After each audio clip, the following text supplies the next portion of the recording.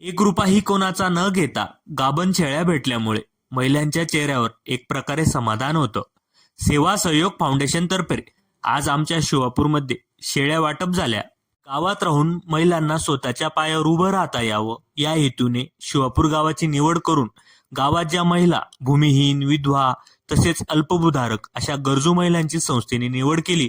त्यानंतर संस्थेमार्फत 2 दिवसीय मोफत शेळी प्रशिक्षण घेऊन आल्यानंतर आज शेळ्या वितरण करण्यात आल्या.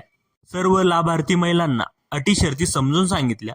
3 वर्ष कोणालाही तुम्ही शेळी विकू शकत नाही.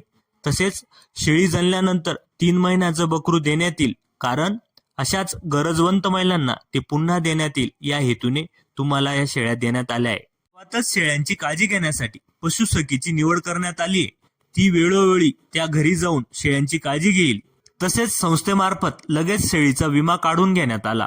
त्यामुळे संस्थेने संपूर्ण काळजी घेण्यासाठी गावातच एक व्यवस्था निर्माण केली आहे. त्यामुळे या शेळ्या मिळाल्यामुळे महिलांच्या आयुष्यात रोजगाराची नवीन पहाट सुरू झाली आहे. अशा उपक्रमांमुळे ग्रामीण भागातील महिला खऱ्या अर्थाने आत्मनिर्भर होतील, आम्हाला असा विश्वास आहे.